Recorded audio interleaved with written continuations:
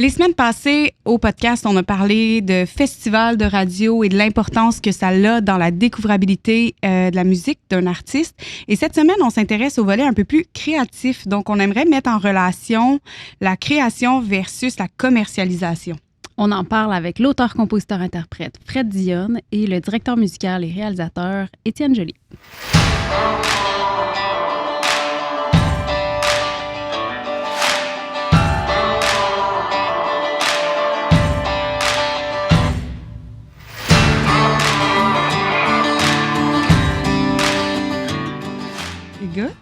Salut. On se voit pas souvent, nous autres, hein? Hey. On se parle pas souvent, surtout. Non, c'est ça. Ça me fait rire parce qu'on s'est dit, tu sais, moi puis Jo, on prépare souvent le contenu et tout. Puis là, on était comme, celui-là, on était comme, c'est un épisode de famille, ça va bien aller. Salut. Bon. Ouais. On vous invite pas parce que, pas de par nos liens, mais bien parce que vous êtes des artistes et artisans du milieu de la scène bien accomplis. Puis on avait le goût de jaser avec vous autres de musique. Oui, bien accompli, dis-je. On avait le goût de jaser de musique, tu sais, carrément du processus créatif, parce que, bon, ce que les gens savent peut-être ou pas, c'est que vous travaillez ensemble. Fred, auteur, compositeur, interprète. Ouais. Étienne, tu as réalisé les albums de Fred. Ça fait... c'est fou, là, mais j'y repense des fois, puis ça fait 5 albums qu'on fait ensemble, quand même. Ça va vite. Même moi, j'en ai oublié. Ben, j'ai même pas sorti 5 albums moi-même, tu sais, mais c'est les Jacks. Les Grands Ours. Ouais. Les Jacks, Grands Ours, plus les deux miens, puis l'album live qu'on a fait ensemble. C'est vrai. Vous avez commencé à travailler ensemble en quelle année, donc? 2000... Bonne question. Je pense que c'est 2019, je pense. Ben, parce que grosse année 2019. Ouais, je pense que c'est 2018 qu'on a probablement enregistré l'album des Jacks qui est sorti en 2019. Premier meeting au déjeuner à Sainte-Thérèse. À Bégalière, ouais. Tu vois, tu as le nom, moi j'ai juste le moment. Qu'est-ce que t'as mangé? Il se rappelle pas le nombre d'albums qu'ils ont fait, mais il se rappelle du déjeuner ce matin-là. C'est ça. À Bégalière, après moi, c'était un bagel. Ah ouais? Ouais. Peut-être. Fromage à la crème, ça m'a fumé. Je sais pas trop, là, quelque chose. Je me souviens plus, mais c'est vrai, c'était parce que c'est Pascal, moi, je pense qu'il nous a vraiment fait une pause à sa palette. Là. Pascal, qui est un ancien prof à moi, puis qui a joué prof à moi aussi. C'est ça, qui est un ancien prof à Vicky aussi. C'est ça. J'ai aucun lien avec Pascal. Écoute, c'est ça, on a tout étudié à Lionel Groux en musique, puis tu sais, Pascal, en tout cas, pour moi, il a tout le temps été bon. Il a fait vraiment des passes à la palette à plusieurs jeunes, dont moi. Puis justement, il nous a mis en contact. On s'était déjà rencontrés à l'école quand tu étais venu jaser dans un cours de gestion de carrière. Puis c'est de même que ça a commencé. Moi, j'étais allé assister à ce cours-là. Étienne était là, tu es venu parler. Je pense que tu jouais avec Dupré toi, dans ce temps-là. En 2019, il se passait quoi? Ben, donc? ça, c'était rencontre. Ça, c'était avant. Ça devait être en 2015-16. genre. Ah ouais. Chose comme ça. Ouais, parce que c'est ça, j'ai fini le cégep en 2016. Fait que c'était pendant que j'étais à l'école. Ouais. Fait que c'est ça, t'étais venu jaser. Moi, j'avais assisté à ce cours-là. Je savais t'étais qui depuis. Puis après ça, quand est venu le temps de faire... quand on a commencé à travailler sur de la musique originale nous-mêmes, Pascal m'a dit « Ouais, mais Étienne, il commence à réaliser des albums. » Puis là, c'est là que il nous a mis en contact, puis on est allé déjeuner. J'avais fait, dans ce temps-là, j'avais fait David Jalbert, je pense, son 4e album. Puis, Pascal, c'est vrai qu'il est comme important. Hein? Même dans ma carrière, en tant que manager. C'est un pourcentage mes fort. premières gigs, là, puis moi aussi, même avant ça, parce qu'avant de sortir de l'original, j'ai travaillé un peu comme drummer. J'ai étudié en drum, là, moi, au cégep. Puis c'est Pascal, de mémoire, qui m'a donné les premières opportunités. Là. Quand quelqu'un appelait au cégep, t'as-tu des jeunes à me référer? C'est Pascal qui nous faisait des passes là-dessus. Puis comment ça s'est passé, cette espèce de mise en liaison-là? Il y a de la musique qui s'est échangée. Toi, Fred, tu voulais délaisser le drum à ce moment-là? Non, pas en tout, parce que dans les Jacks, parce que moi, c'est ça, là, on a sorti le premier album des Jacks en 2016, puis un deuxième en 2019. Avant que je sorte mes affaires en solo. Puis à ce moment-là, moi, les Jacks, c'était un projet dans lequel je jouais du drum. Puis on avait juste l'ambition, on avait des compos, puis on se disait, ça serait le fun de les sortir. Puis justement, quand on est allé s'asseoir à ce déjeuner-là, je me souviens, là, on a fait un petit meeting, c'était moi puis Maxence, qui était mon partner des Jacks, qui te présentait ce qu'on avait. Puis ça a fini en disant, moi, je m'en fous un peu de la musique, ce que je veux voir, c'est ça. C'est le partnership, le sérieux qu'on avait, puis tout. Puis Étienne disait ça? Étienne a dit ça, ouais. Tu disais ça, toi, ouais, je m'en rappelle plus. Là. Non, moi, je m'en souviens. Mais je suis pas surpris que j'ai dit ça, probablement. Pourquoi? Ben, c'est parce que moi, je trouve que la musique, on peut voir ça bien des façons, mais la musique, pour moi, c'est un métier. Là. Pour moi, c'est comme. Il faut que ce soit. C'est pas juste une affaire, je veux faire de la musique. Là, je suis moins peut-être. Faut que tu le prennes au sérieux. Je suis peut-être moins le côté très artiste, très artistique. Ça, j'ai plus de la misère à contrôler ce truc-là. Mais quand j'ai deux jeunes t'avais quel âge 22 ans, 21 ans. Genre, là. Qui arrivent, qui sont. On va faire ça, ça c'est notre plan, ça c'est notre projet, on veut faire ça, on a temps, on fait ça, on fait. Ah, ok. Ça m'intéresse de rentrer avec du monde concret qui ont de l'ambition puis qui sont crinqués, pas juste j'ai goût de faire un album, là. Écoute, j'ai des tunes. Non, c'était pas ça, vous étiez prêts, vous aviez votre plan. Ben, puis c'est là-dessus qu'on a connecté beaucoup aussi parce que, je veux dire, moi, justement, j'étais un peu à mi-chemin entre les deux. Là. Je suis le côté artiste parce que, justement, j'aime ça écrire les tunes puis être créatif. Mais j'ai toujours eu l'instinct entrepreneur, justement, puis là-dessus, on a tout le temps connecté parce que c'est comme là, si on fait un projet, on le fait pour vrai, puis on se rend au bout, puis justement, le budget, c'est ça, puis les tunes, c'est ça, puis tu sais, il y a la business, le côté organisé, là, tu sais. Ça s'appelle pas le show business pour rien, ouais. Même si ce mot-là, il est moins utilisé à cette heure. Ouais. Show business. Ben, en country, c'est devenu le show business un peu plus, je dirais. Ça, c'est vrai. Oui, mais c'est fou, hein, parce que c'est ça, tu sais, vous avez des projets aussi. Je pense que, oui, le côté, on vous connaît bien, là. Je sais que le côté business est très fort, mais je sais que le côté créateur est tout aussi fort. Mais tu sais, vous avez des projets qui fonctionnent bien. Fred aussi, première tune que tu as lancée, tu sais, ça s'est mis à spinner. Puis je suis juste curieuse de voir comment, dans votre processus créatif, est-ce que cette réflexion-là est là aussi dans la musique? Tu sais, tu dis, vous vous êtes assis, puis avant même d'avoir entendu quoi que ce soit, ça ressortait, vous connectiez là-dessus. Est-ce que vous travaillez ensemble, vous avez fait plusieurs albums, plusieurs choses ensemble. Est-ce que ça se transpose, ce côté-là, business, dans le processus créatif? Mais surtout qu'on est dans un tout autre spectre avec ton projet solo qu'avec les Jacks. Ouais, donc, comment ça a commencé de « OK, là, je vais me lancer en solo. Je pense que ça va être ça le son. » C'était-tu une décision business ou c'était artistique, ça? Ben, bon, écoute, là, c'est ça, entre les Jacks, juste pour faire la ligne du temps un peu, là, il y a eu les Jacks 2016, le premier album, le deuxième en 2019 avec Étienne. Après ça, nous autres, dans le fond, c'est que il y a eu la pandémie, il y a eu plein de choses qui se sont passées, fait que les Jacks, sans mettre ça de côté, on a juste décidé qu'on partait nos projets solo pendant la pandémie. Fait que là, c'est là, le moment où c'est arrivé. Moi, j'avais des tunes en banque que j'écrivais depuis des années, que j'avais jamais sorties, qui fitaient moins pour les Jacks. Puis là, vient le temps de trouver un réalisateur puis travailler sur ce projet-là. Je me souviens aussi, c'est tous des moments qui sont marquants là, dans le processus parce que je revenais du Saguenay d'un show avec Travis Cormier. Je suis dans le char avec Travis puis on jase. Moi, j'avais fait des maquettes avec un autre réal avant ça puis ça avait bien été, mais sans plus. Je sentais que c'était peut-être pas ça la personne ressource pour moi. Puis je brainstorm avec Travis de savoir être qui mon réal pour mon projet solo. Puis, j'y reparle toujours de... Tu travaillais avec Bob Rock à l'époque, je pense, Travis. Travis, ouais. Ça te tentait pas, maintenant?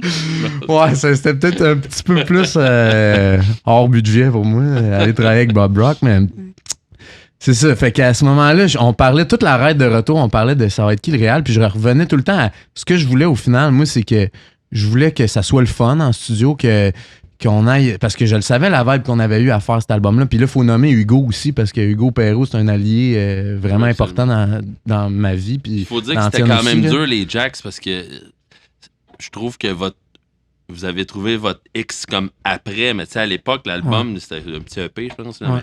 C'était très Fred Dionne, très Maxence. Deux univers. Deux univers, puis là, de mettre ça ensemble dans un album, tu sais, c'était comme complètement deux univers différents, là, 100%. C'est ça. Là, quand tu as dit je veux faire ma carrière solo, c'était comme, ben oui, évidemment. Ça devient plus clair. C'est ça. C'est très clair, là, c'était évident. Pour le son, c'est ça. Puis, tu sais, je me souviens, quand je l'ai appelé, finalement, après avoir jasé avec Travis, ben, c'était comme, dans le fond, tout ce qu'on s'est dit pendant 4 heures de route à revenir à Montréal, c'était, moi, je veux avoir du fun, je veux quelqu'un qui me comprend, avec qui on trippe un peu ces mêmes affaires, puis qui va pouvoir même me conseiller, puis que ça va être sérieux, tu sais. Fait que là, c'était comme tout. Je t'ai appelé, j'ai déposé Travis chez eux, je suis rembarqué dans le char, je t'ai appelé, je dis, tu veux-tu faire un album? Ben oui, man, c'est sûr. Simple de même. Fait que, tu sais, ça a été de même. Puis après ça, ben là, je reviens à ta question initiale, mais on est arrivé en studio, puis là, la question, là, c'est qu'est-ce qu'on fait avec ça? Là, j'avais plusieurs tunes. Mais là, attends, est-ce qu'à ce moment-ci, Lui, il a répondu, il n'a rien entendu, encore une fois. Ouais, non, exact. Comment ça s'est passé par la suite? Là, toi, tu as défriché des vieilles tunes que tu avais écrites. Tu m'as envoyé un paquet de tunes, en fait. Tu m'as envoyé un Dropbox avec, je sais pas moi, 12, 18 tunes. Ouais, sûrement. Puis toi, des bouts de tunes en français, en anglais, un peu. C'est vrai, il y avait aussi cette question-là à ce moment-là. Toi, ta première impression à l'écoute de tout ça? Ben, tu sais, moi, j'ai comme... je me rappelle, on avait comme trouvé peut-être 8 ou 10 tunes que j'aimais, ou bien 12 tunes que j'aimais plus. Puis là, on avait dit, ceux-là, je les aime en anglais, mais je trouvais que ça fitait moins à ce moment-là. Puis je trouvais que faire, mettons, des tunes en... Finalement, on a gardé une en anglais, je pense. On a gardé 2 sur le premier, ouais. Mais je trouvais que son affaire, c'était plus en français à l'époque. C'était peut-être moins... Pourquoi? C'était une décision business, artistique? Ben, premièrement, je sais pas. Je trouvais que tout... business, peut-être un peu aussi. Je trouvais que tout le projet était... Fred Dionne, premier album. Je trouvais que c'était plus homogène de le faire en français. Là, ça le définissait. Je pense que ça te définissait bien. Ben oui. Ben, puis j'avais plus de tunes en français aussi. Puis ouais. C'est sûr que le français, c'est ma langue maternelle. J'écris mieux en français. Puis je trouve que justement, on parle du côté artistique, mais il y a un art là-dedans de justement écrire en français. C'est pas évident, mais moi, j'aime ça, justement, aller trouver la twist, la tournure de phrase qui va, genre, rendre ça punchy et tout ça. Fait que, c'est ça, on a décidé de le faire en français, le premier, en gardant la porte ouverte à... Il y a 2 tunes en anglais, ça existe aussi. J'ai des tunes en anglais, tu sais. Mais c'est ça, c'est de même que ça a parti. On a écouté ça, ces tunes-là, puis tu sais, les décisions ne se sont pas prises aussi dès le départ, là, de ça va être quoi les 11 tunes du premier album.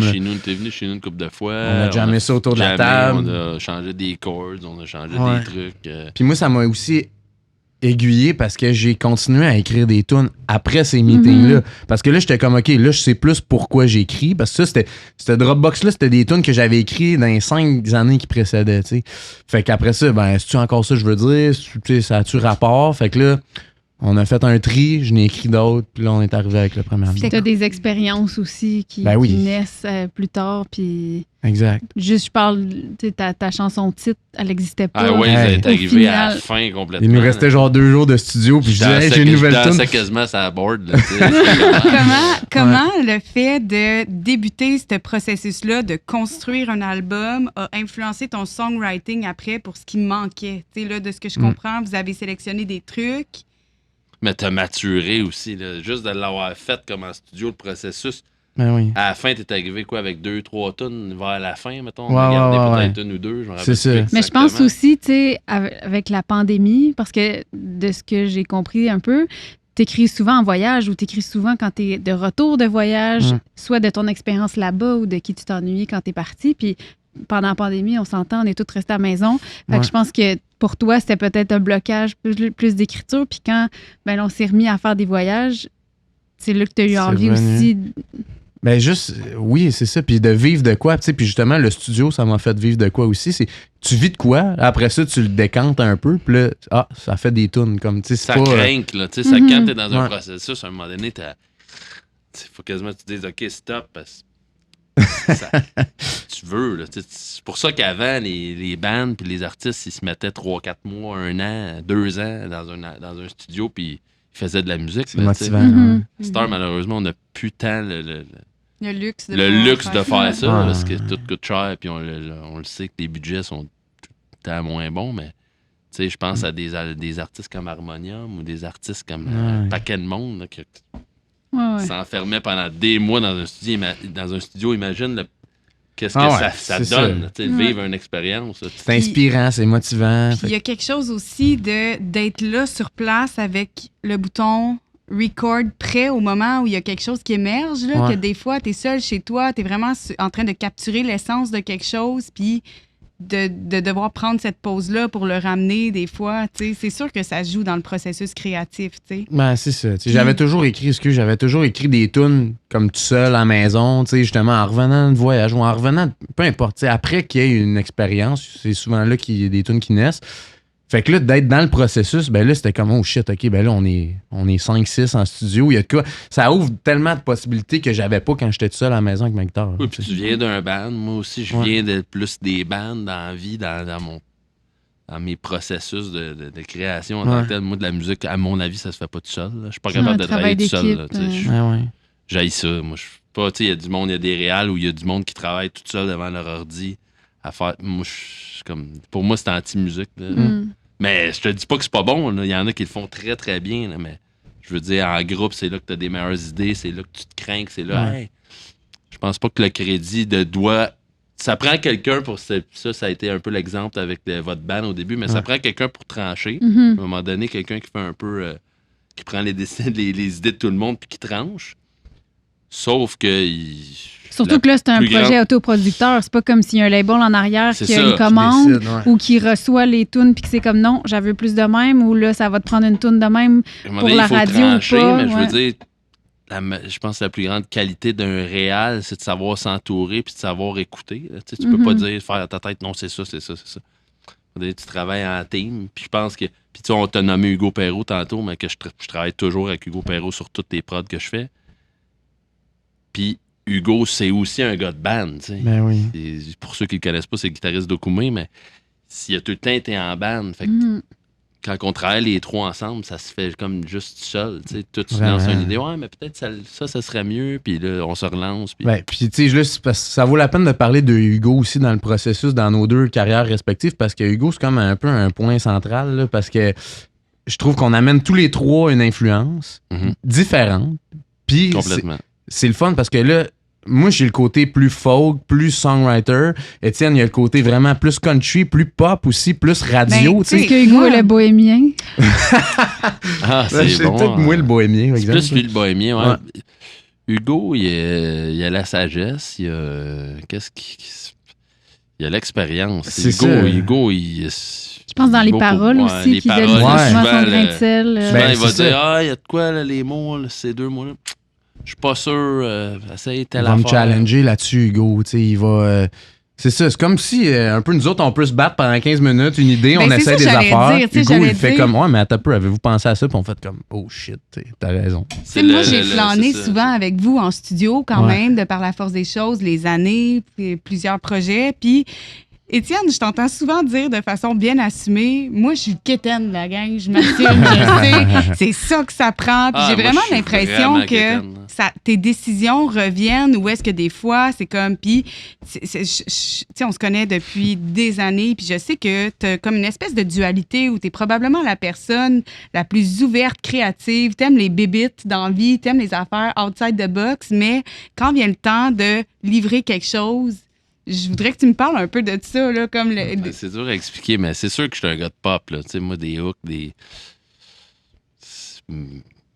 Mais je te dis pas qu'une toune qui est à gauche ou qui est bébête sera pas pop, tu sais. Je trouve qu'à un moment donné, il faut juste aligner les choses pour que ça donne un bon hook ou une bonne... Tu sais, des fois, il faut pas aller trop à gauche pour aller à gauche. Tu sais, si c'est do, la mineur, fa, sol, ben ça prend ça. C'est ça que tu veux c'est ça qui me fait triper. Moi, je suis un fan de Bryan Adams. C'est Monsieur Hook, c'est Monsieur Bridge.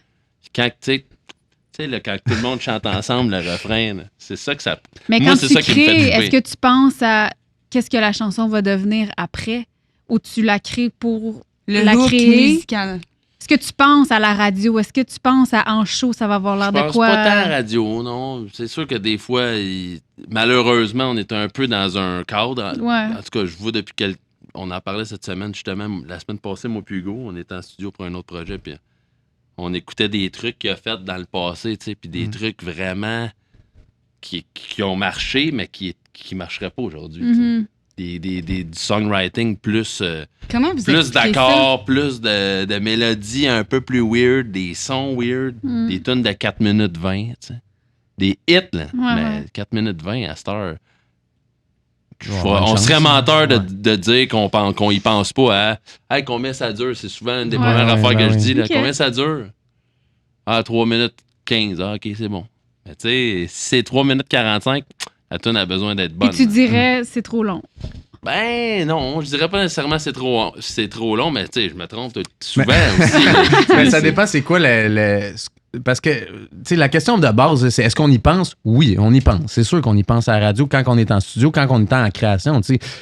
Mais bon, si la tune elle dure 4 minutes 45, ben peut-être que ça sera pas... Si la tune est bonne puis qu'elle s'écoute bien, ben c'est ça. On va pas bugger. Là. On va sûrement... mais peut-être que ça sera pas le single radio, tu sais. Ça se peut qu'on la garde sur l'album, mais ou qu'on va faire une version short pour la radio, parce qu'on y pense à cette affaire-là. On le sait qu'on se donnera pas beaucoup de chance là, si on envoie une toute de 4,45 à radio, tu sais. Mais... C'est plate parce que des fois, c'est le contraire. La preuve, c'est ta tune hangover. Exact, c'est là que je m'en allais. T'sais. Moi, c'est une tune sur le premier album que moi, je pensais pas mettre. Moi, elle était pas dans mon top 11. Là. On avait 11 tunes sur le premier album. Dans ma tête, elle faisait pas à cote. Simon, le tracker radio que vous avez reçu, c'est avec lui que je travaille depuis le début. Quand j'ai envoyé des versions guitare-voix ou des débuts de maquette, lui, il a pointé elle. Il a dit ça, c'est un single. Puis je pense que tes chums de gars aussi, oui. Tes amis autour, c'est celle-là. Puis c'est quand tu la sors. Il y avait une bonne réaction. Oui, quand je la faisais en show, quand je la faisais dans des feux de camp, quand je jouais ça pour mes chums, là. Hangover, ça parlait au monde. Hangover, le monde se reconnaissait là-dedans. Fait que genre, c'est sûr que j'avais ça en tête, mais moi, justement, en termes. C'était une tune que j'avais écrite à 18 ans. Là. Fait que ça avait comme moins rapport dans le processus où j'étais rendu dans ma vie, tu sais. Mais, bon, Simon me dit ça, mes chums me disent ça, fait que je suis comme, bon, je l'amène sur la table, on l'essaye, on va en faire. Puis là, on l'avance, la toune, puis plus ça va, plus moi, je me dis, OK, ben si on la fait, c'est pour que ça marche dans les radios, parce que sinon, moi, je la voyais pas dans le pacing de l'album. Tout le long. Moi, je croyais pas pantoute. C'est ça. Je dis pas que je l'aimais pas, la toune. Je disais que c'était une bonne toune, qu'elle avait sa place sur l'album, mais moi, dans ma tête, mettons, c'était Highways ou c'était... Premier album, je me rappelle qu'il y en avait des... Ben, il y avait All Right que finalement, on n'a même pas essayé en radio. Que moi, je voyais comme un single aussi. J'étais sûr que c'était ça. Highway, j'étais sûr que ça allait tout péter. Finalement, c'est Hangover qui a marché. Mais Highway, ça a super bien marché aussi. Mais ce qui est spécial, c'est qu'un Hangover a marché encore plus. Puis, finalement, en cours de route... On l'a pas fait comme un single radio, mais pas en tout. On a fait l'inverse. On l'a fait comme à la fin, on criait dans les micros, on prenait le talkback à Hugo. J'ai joué du stress cubain désaccordé. Oui, c'est vrai que c'était la plus bébite. C'était bébite, là. On s'est amusé. Si bébite, non, mais on est quand même loin du country folk bohémien avec cette chanson-là. C'est ça, là. C'était un trip en studio, on s'est amusé, on s'est laissé aller. La tune est plus longue que les autres aussi. Il y a bien des affaires qu'on a faites, OK, fuck off, ça sera pas un single radio, là. Regarde, on est rendu là, on trippe, ça va être ça la tune. Finalement, après, Simon, il écoute l'album, il dit, ah, celle-là. Encore celle-là, t'es sûr? Oh, on essaye ça, puis finalement... Mais il y a quelque chose où j'ai l'impression que ça arrive souvent dans le discours d'artistes, d'anecdotes, où est-ce que c'est comme une fois que tu as créé quelque chose qui existe de par elle-même, c'est comme ça t'appartient plus. Après ça, c'est les gens, comment est-ce qu'ils réagissent. Puis tu sais, je me rappelle que... Quand t'es trop près aussi, là, ça te prend un regard extérieur. Oui, puis tu sais, mon Dieu, est-ce que je vais là? Je vais là. Je nous ramène dans nos belles années de jeunesse où est-ce que moi et Étienne, on a eu un band très, très bref ensemble qui avait connu un certain succès. Bref, la charrue devant les bœufs. Puis je me rappelle qu'on était dans cette espèce de processus-là de création où est-ce qu'il y avait un intérêt pour le band qui clairement avait été manifesté. Puis là, on était comme, à go, on doit rattraper ce que quelqu'un ferait, c'est-à-dire mettre des années à écrire en quelques mois dans le but de produire. Parce qu'il y avait un buzz, fait qu'il fallait deliver quelque chose. Là. Exact. Puis là, écoute, sont venus vraiment ces questionnements-là par rapport à l'identité, par rapport au format. Puis on était très dans ce discours-là. Puis je me rappelle que rapidement, l'effervescence a tellement été momentanée autour de nous qu'on s'est fait aussi mettre plein de gens pour nous épauler dans cette espèce de processus-là de devoir rattraper cette prod-là à go. Puis, les décisions, écoute, ça a été une période... Bref, en gros, ce que j'essaie de dire et que je passe par Rome pour dire, c'est que je me rappelle que on était beaucoup dans ces réflexions-là de se dire hey, est-ce qu'on formate ça de cette façon-là? La première chanson qu'on a lancée, pensant que ça allait prendre très longtemps avant de démarrer le projet, est dans telle lignée. Puis je me rappelle que on se faisait dire, ben à la radio, ce qui tourne en ce moment, là, c'est du rouge. Puis si, mettons, toi, tu arrives avec du bleu, ben ça se peut que la plupart des radios te disent, ben c'est vraiment bon du bleu, mais en ce moment, ce qu'on programme, c'est du rouge. Puis je me rappelle que je m'étais posé la question, je m'étais dit, mais comment tu fais pour sélectionner quel rouge joue dans genre 50 Shades of Red? Tu sais, il y a quelque chose aussi dans, des fois, de contraster. Puis je me rappelle que on se voyait comme 50 heures semaine pour écrire, pour essayer de trouver ce qu'on allait présenter aux radios. Puis c'était l'année où est-ce que la toune qui a spiné finalement cet été-là, c'était genre Les Chiens de Ruelle. Puis je suis pas là pour faire comme... mon appréciation artistique a peu d'importance, mais c'était quelque chose qui était complètement... J'ai l'impression que c'est souvent ça. C'est souvent... Je pense que quand tu y penses trop, ça marche pas. Tu sais. Ouais. C'est sûr. Puis je pense que c'est la définition des artistes en général. Tu sais, si on revient dans le temps, je pense pas que... À l'époque, je sais pas, moi, The Who, ils se disaient on va faire telle affaire pour pogner, là, pour tourner à la radio. Ils pensaient pas, là, ou des Beatles, n'importe qui. Là, je pense à n'importe quel artiste. Si on fait un retour dans le passé, là, personne n'a pensé. J'ai peut-être un exemple qui se peut, là, mais pensez à Kevin Parent. Là.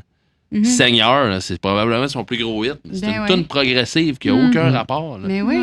Puis j'avais eu l'anecdote du tracker radio à l'époque, puis il avait dit c'est celle-là qui va marcher le plus. Puis tout le monde était là. C'est impossible, ça tourne à la radio. Là. C'est une toune, c'est prog, ça n'a pas rapport. C'est trop long. Puis finalement, effectivement, c'était le plus gros hit. T'sais. Mais plus récemment, je pense à JP Tremblay, là, le chanteur de Québec Redneck Project, Bluegrass Project. Ça a marché au bout là, dans les dernières années dans les radios. Là. Mais t'arrives avec ça, man, c'est des tunes acoustiques, guitare-voix, longues. Exactement. Mais ça marche. Mais l'affaire, là, c'est ça qu'on se rend compte. Il n'y a pas de recette. Il n'y a aucune science. C'est ça l'affaire. C'est l'appréciation du gars qui reçoit puis qui dit « Ah, ça, j'aime ça. » Puis là, il fait jouer ça. On a beau essayer d'y penser, là, il n'y a pas de recette, il n'y a pas de science. Puis à mon avis, quand tu y penses trop, c'est là que ça marche pas. Ah, ouais. Mais je pense qu'au-delà du gars qui la reçoit, il aime tout ça, il aime pas ça, il la joue, eux autres, il faut qu'ils pensent à leurs auditeurs. Ils se mettent dans la peau de c'est qui leur public, à qui ils peuvent vendre la pub. Est-ce qu'ils vont aimer ça? Par exemple, parce que des fois, tu dis... Ma toune est bonne, elle est bonne, ma toune, tu sais, elle est bonne, tout est là, il y a un hook, tous mes amis, toute ma famille tripe sa toune. Pourquoi vous la faites pas jouer? Là, pourquoi lui, mais pas... C'est frustrant des fois, mais en même temps, ça fait partie de la game. Puis là, c'est ça, je reviens, tu sais... Dans le fond, faut pas trop y penser. On y pense, mais faut aussi essayer de faire le meilleur album possible, la meilleure tune possible. Faut que tu sois naïf un peu, tu sais. Regarde, c'est ça. C'est ça. Une fois qu'on est dans le processus, oui, on y pense, on check le timing, on essaye de faire, tu sais, quand on dit ça, c'est un single radio, on y réfléchit, mais au final, c'est la meilleure idée qui va gagner artistiquement. On se ramène tout le temps à ça, tu sais. Moi, les projets, c'est tout le temps quand t'es naïf, quand tu y vas. Je reviens au band. T'sais, quand t'es jeune, t'as un band. J'avais un band avec mes amis, puis je pensais à rien. On s'en allait, nous autres, gagner la Coupe Stanley. Puis tu sais, je vais faire un parallèle avec Matt Lang, mais Matt, c'est la même affaire. Là. Ça a été un gros succès, mais on n'a jamais pensé, hey, on va faire ça, puis ça, puis ça. C'est fidèle à lui-même. Moi, puis Matt, en prenant une bière, qu'on s'est dit, c'est ça qu'on veut faire. Ouais, toi, qu'est-ce que tu veux faire? C'est ça qu'on fait. Gros. On met tout, puis ça a marché, mais on n'a jamais dit c'est quoi qu'il faut faire pour... Si Matt s'était posé la question, quelle est la place du New Country au Québec en ce moment, il n'aurait même pas fait ça. On a plongé, le lac était gelé, puis go, on y va. On n'a pas rien, jamais, même pas pensé une minute à qu'est-ce qu'il faudrait faire que... À un moment donné, je pense que c'est ça la définition d'un vrai artiste. Peu importe c'est quoi, c'est-tu un songwriter, c'est-tu un humoriste, c'est-tu peu importe, si tu penses pas trop, puis tu fais ce qui est là. C'est ça, puis il dit souvent, il a fait quelque chose pour se faire plaisir parce que il avait sorti du Franco avant qui était pas tant lui, tu sais, au final. Fait que c'est pas une question de français-anglais, il voulait faire du country. Là, il s'est écouté, il l'a fait en n'ayant pas d'attente, tu sais. Je pense qu'il y a ça aussi de quand tu fais quelque chose puis tu as une attente précise, il faut que ça donne ça. Lui, il était allé all-in, mais si ça marchait pas, on serait dans un autre scénario, mais il l'a fait pour les bonnes raisons, je pense. Ben, c'est tout le temps ça. J'y vais un peu... Tu sais, moi, quand j'étais jeune, j'écoutais mes bandes préférées, puis je voyais des guitares héros, puis les gars crachaient sur le monde, puis... Non, mais c'était ça pareil, tu sais. Je pense aux bandes, C'était pas le gars qui lit une partition puis qui est en arrière d'une ligne. Tu sais, je me suis déjà fait dire, moi, dans la carrière, tu sais, il faut que tu sois bien en noir, c'est évidemment, puis tu sais, dépasse pas cette ligne-là, là. Ça, c'est pour l'artiste, là. sais, moi, c'était pas ça, la musique. Non. La musique, c'est fait à shit. Puis avec Matt, ça a été ça. À cette heure, on fait notre shit. Puis tu craches pas sur le monde. Je crache pas sur le monde, mais je veux dire. Je veux dire, on se censure pas. Quand tu te mets à te censurer et être quelqu'un d'autre pour plaire, c'est là que ça marche pas. Tu sais, il y a tellement d'offres. C'est ça qu'on le dit et on le redit, mais c'est vrai que le paysage musical québécois est comme ça en ce moment. Il y a tellement d'offres, il y a tellement de gens qui font de la musique dans leur sous-sol, les plateformes sont inondées. Fait qu'il y a quelque chose aussi où est-ce que les gens ont envie d'entendre? Est-ce que les gens le savent vraiment avant de l'avoir entendu? Fait comment tu te démarques de ça? Puis surtout, dans notre style qui nous rassemble tous, le country, il en pousse à toutes les semaines des nouveaux artistes. Fait comment tu fais pour tirer ton épingle du jeu, d'avoir ta propre identité, de sortir du lot? Puis au-delà de les chansons puis de penser à la radio, est-ce que vous pensez, ça me prend des ballades, ça me prend des chansons upbeat pour jouer en festival? C'est où que la ligne... Ben, c'est sûr qu'on y pense au pacing de l'album. On revient... Surtout pour un premier album, que t'as pas 3 albums que tu peux choisir des tunes pour te faire un setlist. Ben, ça dépend. Pour le premier, tu vois, on n'y a pas pensé pas en tout à ça. On est allé avec les meilleures tunes possibles. Puis moi aussi, c'était à ce moment-là, c'est sûr que le but, au final, c'est d'en faire une carrière, mais à cette étape-là de ma vie, j'étais comme, moi, j'ai des tunes, je veux les sortir, je veux faire un album, il faut que ça sorte, tu sais. Fait que, ce premier album-là, on s'est pas posé 1000 questions business. Là. On a pensé un peu à la radio, mais pas plus qu'il faut. Là, ça n'a pas été ça qui a été le cheval de bataille du premier album. C'est sûr que là, justement, ça m'a permis d'en faire carrière. Fait que c'est cool. Là, on a plus de barème, plus d'enjeux, on y pense plus, mais il y a John Mayer a dit de quoi dans un masterclass qui est sur YouTube intégral puis que j'ai écouté souvent puis que ça me ramène à la bonne place. À un moment donné, il y a une fille qui pose une question similaire dans la salle à la fin dans la période de questions puis elle demande genre tu sais, avec toutes les nouvelles technologies, comment tu penses qu'on peut se démarquer quand on écrit une tune? Sa réponse a juste été good songs. That's it. Good songs. C'est ça pareil. Il n'y a pas d'autre réponse qu'à écrire la meilleure tune possible puis elle va faire son chemin, tu sais. C'est un peu ça que j'essaie de tout le temps garder. Tu t'envoies sur le bord d'un feu, là. Tu touches-tu du monde quand tu joues, tu sais. C'est pas l'arrangement qui fait la tune. C'est quoi la tune? La tune, est-tu bonne? Bon. Il n'y a pas d'autre secret. C'est un peu là-dessus que c'est ça qui nous ramène tout le temps. On essaie de faire la meilleure tune possible puis après ça, on verra. C'est sûr qu'on va checker le pacing de l'album. Oui, idéalement, ça serait pas 12 tunes pareilles. Puis on le pense quand même concept, nous autres. Peut-être que d'autres artistes qui le pensent moins concept, mais en général, moi, je suis encore un gars qui écoute des albums complets, là, ce qui est quand même rare, je pense, à cette heure. C'est très vintage. C'est très vintage. À cette heure, c'est des singles, puis des playlists. Mais, tu sais, un concept d'album...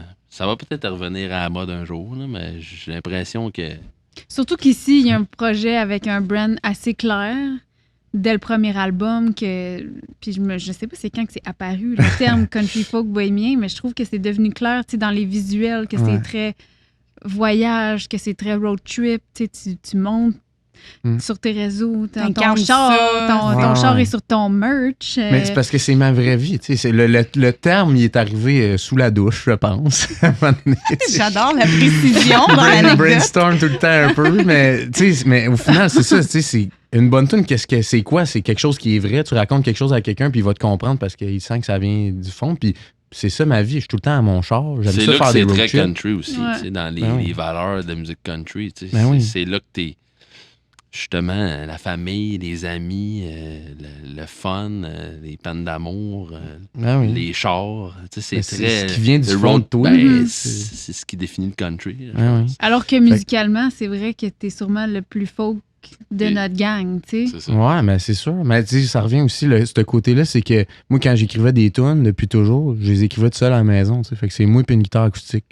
Fait que à partir du jour où je suis arrivé avec vous autres en band, puis là, c'était comme mon Dieu, là, je peux écrire plus, tu sais, je peux écrire en fonction de ça, mais avant ça, j'écrivais parce que quand ça fitait pas pour les Jacks, je les gardais pour moi, puis ils dormaient dans un Dropbox, fait que c'est un peu là que ça vient, tu sais, j'ai toujours joué de la guitare acoustique, puis chanté tout seul chez nous, fait que le côté folk, c'est ça. Puis là, le deuxième album qui s'en vient, justement, il est plus pensé en format de ben là, je suis plus tout seul. Fait que là, c'est le fun, on peut jouer ça en gang. Fait que il y a un autre aspect. Aussi, je pense. Il est plus. C'est un peu moins folk, je pense. Le deuxième, c'est ça, tu sais. Il est plus produit, il est plus. L'essence des tunes est la même. C'est des tunes que j'ai écrites tout seul chez nous, mais là, je pense à vous autres qui vont embarquer sur le stage avec moi, tu sais. Mais il y a quelque chose, là, on dirait que ça me brûle les lèvres. Je me dis, oh mon Dieu, est-ce qu'ils voudront pas que j'aille là? Mais j'y vais. Là. Vas-y. Est-ce que le fait d'avoir de la relation de presse très présente dans ta vie, est-ce que ça l'a comme le fait d'habiter avec Jo, d'être ensemble, est-ce que ça l'a comme influencé, veut pas d'une certaine façon d'être avec quelqu'un qui te donne une espèce de feedback en temps réel là-dessus? Est-ce que veut pas, ça joue dans le processus? Ça aide parce que c'est sûr que c'est le fun d'avoir une oreille. Fais bien attention à ta réponse. C'est le fun d'avoir une oreille qui t'écoute, avec qui, tu sais, je pense d'un côté comme de l'autre, on s'épaule dans ce qu'on fait dans la vie, puis c'est bien des incertitudes, là, le métier qu'on fait, tu sais. Fait que le fait de finir une journée, justement, moi, je dépose la guitare, puis je vais y montrer qu'est-ce que j'ai écrit aujourd'hui, qu'est-ce que t'en penses? Ouais. Si c'est ça, je suis comme, OK, moi, peut-être en écrire un autre. T'sais. Mais des fois, tu fais ta tête aussi. Des fois, je fais à ma tête aussi. Mais je pense que le fait aussi que peut-être que tu as le côté business plus près, comparativement à d'autres artistes, parce que je travaille de la maison. Là. Fait que quand tu es à la maison, moi, il m'entend toute la journée travailler sur mes affaires. Fait que c'est sûr que tu es constamment rappelé. OK, tel tune est rentré à la radio. OK, on vient de booker tel show pour tel artiste à telle place, sur tel cachet. C'est sûr que ta tête, elle doit quand même je sais pas si ça a un lien, mais ça. C'est un des bons, je trouve aussi, là, réseaux sociaux. T'es bon, tes visuels sont beaux. T'es bien packagé. C'est tout le temps ça coche. C'est pas pourquoi il sort cette vidéo-là, ça n'a pas rapport. Merci. Mais ça vient un peu du côté... C'est sûr que toi, tu m'aides beaucoup là-dedans, on se le cachera pas. Mais ça vient aussi du côté entrepreneur. Tu sais, genre, ça, j'ai tout le temps eu ça. Tu sais, je vais pas sortir de quoi qui est pas prêt, à mon sens. C'est ça. Je vais y aller au bout, je vais essayer de le faire le mieux possible, puis après ça, je vais le donner. Tu sais. Mais... Puis t'es organisé, puis je trouve que, oui, t'as le côté créatif, mais t'es vraiment quelqu'un qui va travailler à l'ordi aussi. Ben oui. Pour faire tes plans, faire tes affaires. La business a tellement changé, mais j'ai l'impression que t'as comme pas le choix en 2024. Ouais. On s'entend de des prods, je veux dire des vrais prods comme à l'époque. Je me rappelle quand j'ai commencé, ça fait pas 30 ans, ça fait 15 ans, mettons. Quand j'ai commencé, là, c'était des autoproducteurs, c'était rare. Là. Ouais. Il y en avait pas. Là. Tu sais, t'avais une boîte, puis là, ils mettaient de l'argent sur toi, puis l'artiste, lui, ta job, c'est de chanter puis créer des tunes. C'était pas rien d'autre. Ouais, c'est vrai. Là, ça a vraiment... Je te dis pas que je compte ça à 100%, mais il y avait quoi de très bon dans l'ancien système aussi, qui était qu'on sent tous créer, puis créer des tunes, puis chanter comme du monde. Là, à cette heure, tu sais, il faut que tu sois fait fort pour être capable de faire ça. Puis en plus, gérer ton portefeuille, gérer ta tournée, faire des TikTok. Faire des TikTok, faire des... Hey, à l'époque, c'était pas ça. Tu chantais, tu faisais ta patente, puis t'avais un bureau avec 12 personnes. À la télé, une fois, ton show était sold out. Puis t'avais de l'énergie pour créer aussi, j'imagine. C'est rendu tough, là. T'sais, moi, en tout cas, je trouve qu'il va... En tout cas, j'aimerais ça, moi, que ça revienne peut-être un peu à l'arrière sur ça, parce que je trouve que là... C'est rendu dur d'être artiste. Là. Là, on pense en plus à qu'est-ce qui pourrait faire que je gagne ma vie. Là, à un moment donné. C'est beaucoup de chapeaux. Là. C'est beaucoup de chapeaux à porter. Puis de moins en moins de temps passé à créer parce que justement, tu as toute la business à gérer. Parce qu'il faut vraiment que tu fasses de la business. Mais tu n'as pas le choix. Puis tu sais, c'est comme le modèle de consommation de la musique a tellement changé, tellement rapidement depuis que Spotify est dans nos vies et partout, l'album physique qui disparaît, la place que prend les streams, puis toute l'espèce de présence sur les réseaux sociaux versus à l'époque, on mettait du cœur, de l'énergie dans un produit, tu sais. Merci, Jules. Beaucoup. Attention, je savais pas que le service était inclus. Puis, tu sais, c'est sûr que maintenant, c'est comme Étienne, il dit, tu sais... c'est le Québec, on parle vraiment Québec, là, parce que, tu sais, on s'entend qu'à Nashville, Lainey Wilson, elle gère pas le budget, là, tu sais. Tu comprends? Non, mais elle a quand même fait 3-4 albums avant Bon, elle a travaillé fort avant d'arriver dans le système. Ouais. Avant, c'était pas de même. Ici, c'était avant, tes chances, c'était fallait que tu te fasses signer. Sinon, mais tu n'avais aucune chance. C'est dur d'organiser des équipes, de mobiliser des équipes alors que les enveloppes budgétaires, les gens plus là, achètent moins de la musique. Fait que c'est comme, t'as pas le choix de faire une stratégie sur plusieurs fronts. La tournée va devenir super importante. Tu peux pas juste sortir de la musique, mettre de l'énergie du côté maison de disque, tout ça, promo, tout ça existe. Fait qu'il faut y penser, tu sais. Si tu veux faire... Si c'est ton métier, puis tu veux que ce soit ton métier, parce que t'es faite pour faire ça dans la vie. Faut que tu y penses, tu sais. Tu peux pas dire je vais faire ce qui me tente, puis tu vas crever de faim. C'est plate. Mais avant, c'était pas de même. Puis on a 2 gros chiens à nourrir. Hein? C'est ça. Mais tu sais, avant, tu pouvais un peu faire... Tu pouvais être un Jean Leloup, là, puis être bébite, puis faire de quoi de... Moi, c'est ça que je fais, puis ça marchait, puis t'avais une équipe dans l'arrière de tout. Là, à cette heure, à un moment donné...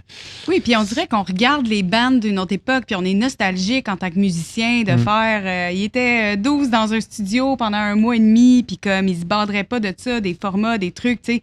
Artistiquement, je pense que n'importe quel musicien te dirait, tu sais, il faut y aller all-in, il faut se démarquer, mais c'est vrai que la nouvelle réalité du milieu, de tout ce qui sort, t'as pas le choix de comme... C'est l'artiste entrepreneur, tu sais, puis là, c'est ça. Tu sais, je pense que les deux, on a ça. On a réussi à faire carrière parce qu'on a fait des moves qui nous ont permis de le faire aussi. Tu sais, justement, on n'a pas juste été... on crée. Oui, mais créer, c'est plus ça qui rapporte. Là. C'est comme, faut créer, mais après ça, il faut s'organiser pour que ça se rende à la bonne place. C'est la même chose, mettons...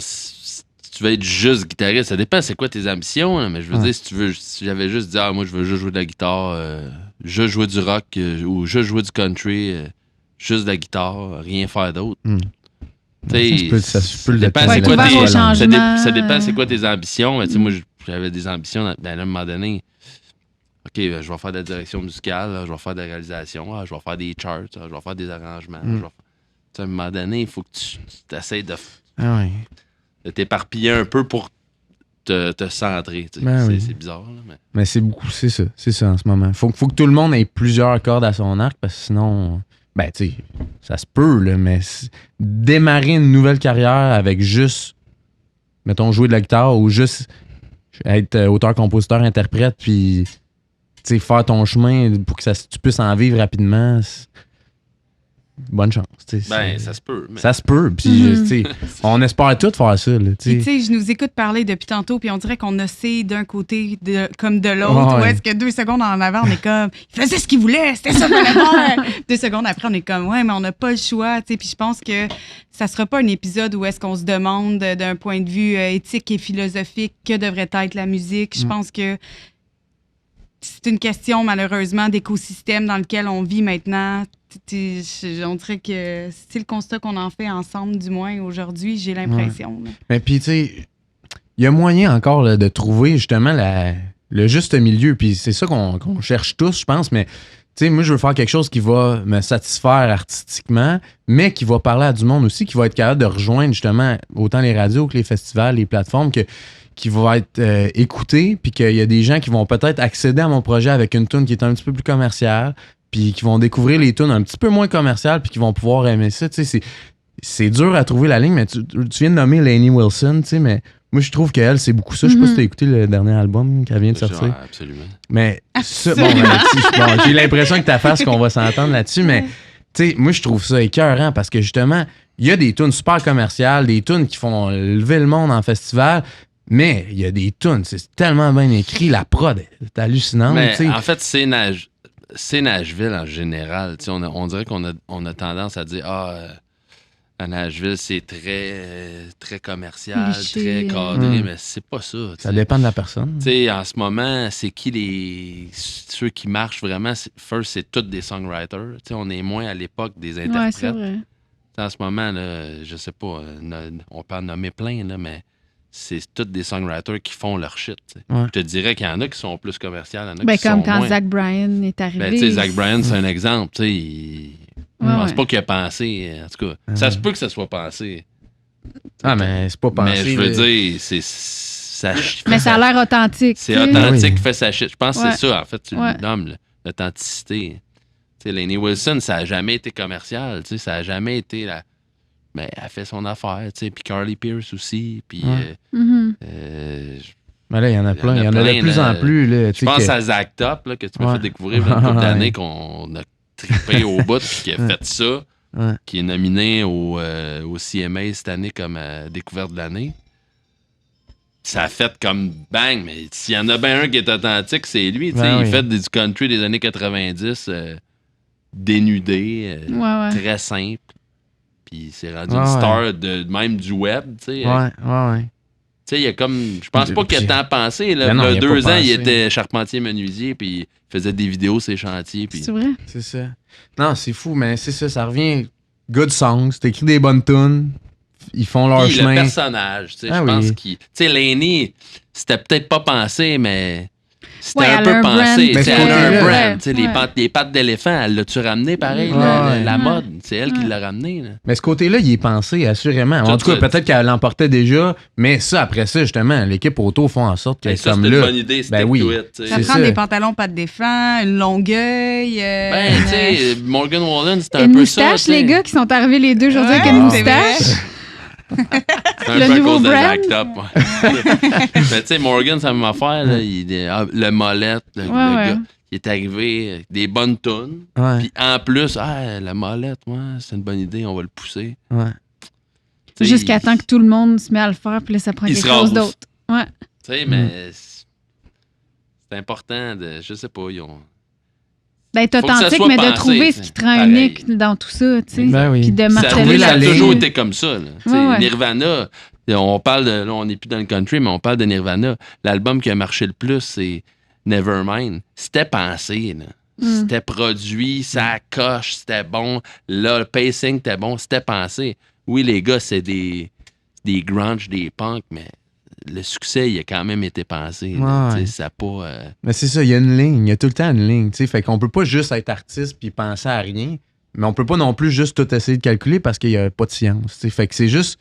Faut faire les moves pour faire la meilleure musique possible puis essayer d'être vrai puis de tout le temps se ramener à la bonne place. C'est quoi la meilleure tune? C'est quoi je veux dire? Puis après faut jamais tu te dises c'est pas moi, mais je vais le faire pareil. Non. Parce que ça va pareil. C'est ça. Mais tu sais, peut-être ça va marcher, mais ça va peut-être marcher 1 an, puis après ça, bonne chance, tu pourras plus le refaire. Ou tu sais, tu vivras pas une longue carrière si t'es tout le temps artificiel puis que tu essaies de survivre avec ce qui est à la mode en ce moment. T'sais. Mais après, c'est qu'il faut que tu les défendes pendant longtemps, ces chansons-là qui marchent ou qui. Mon grand ami David Jalbert m'a toujours dit la mode, quand tu suis la mode, tu vas être démodé vite. Une belle maison canadienne, là. Ça traverse les années, c'est tout le temps beau, tu sais. Mais des murs en stucco, là, c'était beau à une certaine époque, mais ça a mal vieilli, tu sais. Faire attention à la mode. Puis moi, je serais curieuse de t'entendre, Fred. Si, mettons, demain matin, on paye toutes tes billes, tu ferais-tu de la musique de la même façon? Ah, mais c'est sûr. Parce que, mais justement, on a ce mantra-là depuis le début, tu sais. On serait peut-être 3 mois en studio. On prendrait peut-être plus notre temps. Mais c'est sûr que je ferais ça de la même façon. Moi, puis tu sais, je suis content de le faire comme autoproducteur. Moi, je trouve que ça me donne la liberté. Ça vient avec une pression financière, mais je peux faire ce que je veux. Tu sais, il n'y a rien de plus beau, là. Il y a une toune, tu sais, c'est le premier album, là. Il y a une toune qu'à un moment donné, on l'a faite, on l'a avancée. C'était pas tout à fait ça. Poubelle. On recommence. C'est moi qui paye. On a recommencé. Mais tu sais, je sais que si j'avais de la pression d'un label qui m'a dit non, la toune, on la refait pas. Là. Ben, on a recommencé parce que je me disais, c'est pas tout à fait ça. T'sais. Mais ça, c'est moi qui ai décidé. Ça je repaye cette partie-là, mais elle va être meilleure, elle va être content. Fait que. Dans 10 ans, tu vas encore l'assumer, tu vas encore être fier de l'avoir fait comme ça. Mais c'est ça. Fait que si tu veux payer tout, je suis bien content, mais ça va être la même gang, la même affaire. C'était ça. C'était un peu ça.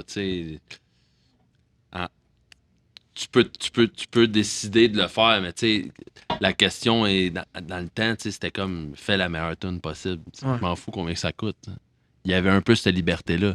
À un moment donné, à cette heure, il faut trancher. Tu ne pourras pas dire à un moment donné, je vais faire 3 mois de studio pour sortir la meilleure tune. Ça a déjà été fait. Pendant 10 ans. Je pense qu'il y avait peut-être plus de... Peut-être que faire une tune, c'était plus payant avant qu'aujourd'hui. T'avais moins de limites, je pense. C'est ça qui est comme tough de la... Aujourd'hui, la durée de vie est plus courte. Là. Ah oui. Comment on peut ramener les belles années? Faut que les gens fassent quoi, là? Les gens, je sais pas. Acheter des albums, aller voir des shows. Ouais, c'est sûr qu'il faut amener les gens à s'intéresser plus aussi, tu sais, là, je pense au Québec, mais qui s'intéressent à ce qu'on fait ici, parce que ça, c'est sûr que ça a tendance à se perdre. Là. Ben, c'est sûr qu'avec, justement, iTunes, YouTube, Spotify, t'as la liberté, là. Mm-hmm. Tu peux écouter ce que tu veux tout le temps, là. Tu sais, avant, t'achetais tu travaillais une semaine, je vais peut-être m'acheter un album cette semaine. Bon, t'allais acheter un album, t'écoutais cet album-là. Là, tu veux écouter des mais shows, au moins, ici, il y a encore un réflexe salon, que les gens en achètent encore des albums, mais il y en a plein qui n'ont rien pour écouter cet album-là, mais que c'est pour encourager un artiste qu'ils ont découvert ou qu'ils vont voir. C'est souvent plus pour ça, parce que... Ou est-ce que ça devient quand même de plus en plus dur? C'est de la vente de billets, de spectacles, que les gens sortent moins. Il faut faire de quoi d'unique, il faut faire de quoi de trippant qui va faire sortir le monde. Ouais. Je pense que c'est ça le gros enjeu, c'est d'aller vraiment chercher le monde puis de les amener à venir nous voir, à nous écouter. Puis justement, tu sais, moi je dis justement, je vais faire peut-être une tune qui est plus pensée pour la radio, dans le but que les gens l'entendent puis qu'après ça, ils viennent écouter le reste de l'album. Mais il faut que les gens aient cette curiosité-là, qui décident de dire « Ah, j'aime cette tune-là », mais aller voir vraiment c'est qui a fait, parce que 3/4 du temps, t'entends de quoi à la radio, tu sais même pas c'est quoi le nom du gars ou de la fille qui la chante. Fait que, tu sais, c'est juste un réflexe. Puis, tu sais, là, c'est parce qu'on parle des belles années, mais ça, je pense que ça manque de plus en plus. C'est l'usine à saucisses. Là. On sort des tunes, on sort des affaires, puis c'est juste pour feeder des plateformes puis de la radio, mais faut un peu ramener ça à la base aussi, de dire, OK, on crée de quoi, on veut que ça soit bon, on veut que tu l'écoutes, puis après ça, qu'il y ait un échange, tu sais, mais... Ça, tu viens de le dire, ça se perd un peu. Ce que l'industrie demande aux artistes, les plateformes numériques qui suggèrent aux artistes de sortir des chansons aux 6 semaines. Aux 6 semaines, une tune, ça coûte pas 400$ à faire. Premièrement, c'est les gens, c'est quelques milliers de dollars pour une chanson. Après ça, il faut que tu la commercialises. Si tu fais un vidéoclip, un artwork, est-ce que tu fais tracker la tune? Je veux dire, il faut déjà t'enregistrer la prochaine parce qu'il faut que tu la livres 4 semaines, 5 semaines d'avance à ton distributeur. Fait que tu es constamment en livraison de la prochaine. La durée de vie est rendue tellement courte. Puis... Mais tu sais, quand la musique a plus commencé que, mettons, commercial, tu sais, mettons, des années 50, c'était ça. C'était des rock... Tu sais, dans l'arrivée du rock and roll, c'était des singles. Des tunes de 2 minutes. C'était des tunes de 2 minutes, c'était des singles. Puis là, tu sortais... C'était quoi, les 45 tours avec le single, puis une bonus track ou deux autres tunes, là, mettons. Là, puis c'était ça. Tu sais, fait est-ce que le concept des albums, puis des... va revenir? Mais, tu sais, il y a toujours eu des vagues. J'ai checké ça un peu, justement, puis c'est drôle, parce que là, on revient, là, on arrive là, dans le bas de la pente, là, comme dans les années 50, là, avec les tunes les plus courtes de l'histoire, depuis que ça a commencé à être commercialisé. C'est ça, 2 minutes 42. Là. C'est ça. Là, on arrive là, mais il y a eu des vagues. Puis il y en a eu plusieurs. Ça a fait ça une couple de fois. Fait que là, tu sais, dans les années 70-80, après ça, c'était des tunes de 6-7 minutes. Fait que, tu sais, peut-être qu'un jour, ça va être ça qu'ils vont demander, puis ils vont dire, livrez-moi ça dans 6 mois, tu sais, peut-être. C'est sûr que c'est dur aussi, parce qu'on s'entend que la musique, ça a quand même une limite. T'sais, tout a été un peu fait. Tout a été fait. Là. Fait qu'à un moment donné, c'est pas une énergie renouvelable tant que ça. À un moment donné, la musique, ça a 12 tons. Puis les mélodies reviennent. Puis de plus en plus, il va y avoir du plagiat. Puis regarde, la preuve, c'est que, c'est sans le vouloir, souvent le plagiat, mais la preuve, c'est que là, je sais pas si vous écoutez un peu la radio commerciale, mais c'est toutes des hits avec des vieilles tunes, des tunes qui ont été des succès, mais qui refont un hit avec. Mais ça va revenir aussi, là, parce qu'à un moment donné, il y a une fin, là, ça peut pas tout le temps se renouveler, tout le temps créer de quoi de nouveau. Ça va être difficile. Je sais pas. Moi, je fais peut-être partie des optimistes ou naïfs que je me dis un regard, chaque personne, tu sais, on dirait que... C'est juste qu'on oublie le passé aussi. C'est ça qui fait que ça fait un renouveau à un moment donné. Mais tu sais, souvent, les affaires qui sortent, mais toi, tu vas dire, ça me fait penser à telle affaire. Ça me fait penser à telle affaire. Oui, les influences se mélangent clairement, mais je veux dire, on a réussi à faire de la musique pendant des milliers d'années avec les 7 mêmes notes. So far, so good. Je me dis, ça va évoluer, il y a toujours moyen. C'est sûr qu'à un moment donné, je veux dire, plus on a commercialisé de chansons, plus on a des verres d'oreille où est-ce qu'on se dit, ça ressemble à tel look, telle affaire, tu sais. Fait que le fait que la musique soit disponible sur le marché, les influences se croisent, l'événement de l'Internet aussi, d'être capable d'être exposé à autant de contenu, ça nous influence. Mais j'ai quand même l'impression qu'il y a toujours moyen d'amener un regard unique puis une perspective unique, là. Peut-être que je suis naïve, je sais pas. Non, mais ça revient à ce que je disais tantôt, mais good song, il y a tout le temps, il y a des vagues, puis au final, nous autres, notre job, c'est de sortir le meilleur de nous-mêmes à chaque fois, puis sans trop penser à la mode, faut quand même penser, la question de base du podcast aujourd'hui est dure à répondre, il y a une ligne, faut essayer de jouer sa ligne, faire le meilleur stock qui vient de nous, puis de parler au plus de monde possible à travers ça, que ça soit diffusé pour que les gens se rendent à notre stock, mais... De continuer d'être un peu naïf dans tout ça. Là. Ouais, c'est bien dit, ça aussi, tu sais. Parce qu'il faut pas arrêter de faire de la musique. En fait, c'est de plus en plus facile de faire de la musique. Il y en a de plus en plus qui va sortir. Ça n'arrêtera pas. Là. C'est très, très accessible de mettre une tune sur Spotify. Là. Fait que, tu sais, nous autres, notre job, c'est de la faire, mais de la faire bien, de la faire mieux que quiconque pourrait la faire seul. Comment qu'on triple la faire aussi. Ben oui, il faut qu'il y ait justement l'émotion, les tons. Là, on prend quand même le temps. Malgré le fait qu'on n'a plus 3 mois en studio. Il y a des deadlines. On le prend le temps, puis dans le contexte. On le prend quand même. Les processus ont tout le temps été quand même longs. C'est ça. On fait pas rien. Un studio en 2 semaines. Un album en 2 semaines. C'est ça. Un album. Fait que le but, c'est que ça paraisse aussi, puis justement que ça soit. Que les gens reçoivent ça, puis fassent comme, OK. Ça apparaît que l'effort qui a été mis là-dedans, puis que, en tout cas, c'est ça. Le but, c'est que ça résonne chez le monde, puis que ça vienne de la bonne place de notre part, tu sais. Vous êtes venu au podcast. Le podcast s'appelle Que dirait Dolly? Parce qu'on vénère Dolly, on l'adore. On trouve qu'elle a toujours le bon mot. Elle a une opinion sur tout, mais elle se met jamais les pieds dans les plats. Voilà. Là, c'est pas un sujet très controversé, mais là, on a parlé de qu'est-ce que nous, on pense, mais qu'est-ce qu'on pense que Dolly en pense de... Qu'est-ce qu'elle en pense en ce moment de l'industrie, tu sais? Ouais. J'ai l'impression qu'elle est à une place où elle fait qu'est-ce qu'elle veut, justement. J'ai l'impression qu'elle suffit pas, mais tu sais, je veux dire, dans une autre situation, pensé, là... C'est sûr qu'elle est encore... Tu sais, elle est toujours bien sur l'album de Post Malone, mais sur l'album de... Mais justement, je pense qu'elle a du fun. Là. Elle aucune balise. Elle peut se permettre d'aller faire un album rock, d'aller faire un album de Noël tout de suite après, de participer avec Post Malone. Mais tu sais, sa boîte en arrière doit quand même dire fais ça, c'est bon. Fais ça, c'est bon. Moi, j'ai l'impression, je la connais pas, là, je voudrais bien l'inviter à venir prendre le thé, mais j'ai l'impression que c'est beaucoup plus dans cette espèce de naïveté-là de se dire... Quel âge Dolly, d'ailleurs? Ben, je pense pas qu'elle est si vieille que ça, honnêtement. Faudrait vérifier, mais j'ai l'impression qu'elle a pas 4 ans. Dolly, on se demande. Ben, c'est sûr qu'elle a au moins 75. Oui. Moi, je pense en 75-80. Mais je pense pas qu'elle a une grosse équipe non plus. C'est ça qui est fascinant quand on essaie de voir. Bon, on n'était pas loin. À 78 ans, quand même de quoi derrière qui disait hey, fais une toune avec Post Malone. Je sais pas. Mais c'est tellement... Fais l'album de reprise country de Tom Petty, là. Fais un duo. Ouais. Mais c'est tellement un monument. Je veux dire, elle incarne quelque chose dans la vie de plein de gens. Elle a eu une carrière comme où est-ce qu'elle est passée par toutes... les gens l'ont perçue de tous les côtés, de toutes les façons possibles. Que là, j'ai comme l'impression que dans toute cette adversité-là qu'elle a eue à certains moments dans sa carrière... J'ai comme le feeling qu'elle est rendue dans une espèce de zone où est-ce qu'elle peut se permettre d'être... Elle a clairement pas besoin d'argent. Non. Elle n'a pas besoin de plaire à personne. Elle est passée au statut de icon. Ouais.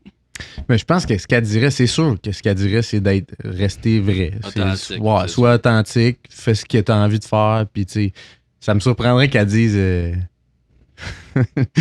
écoute ton voisin, là, tu sais. J'adore. C'est sûr qu'elle va dire fais ce que tu as envie de faire. Ouais. C'est sûr. Puis dans vie, elle l'a fait toute sa vie, ou à peu ça. près, d'après moi, je serais curieux de voir, là, mais... Puis dans vie, vaut mieux regretter... Oh mon Dieu, attends. Vaut mieux regretter quelque chose que tu as fait que quelque chose que tu n'as pas fait. Fait que je pense que de s'écouter, tu vas être plus en paix d'avoir regretté de toi pas l'avoir fait autrement que d'avoir écouté quelqu'un alors que ton feeling n'était pas là, tu sais. Ben oui. Belle leçon. Je pense qu'elle dirait... C'est quand qu'elle vient à votre podcast, d'aller? Saison 2, on espère. On va y envoyer les liens. Merci, les gars. Ben, merci à vous autres. Ben oui.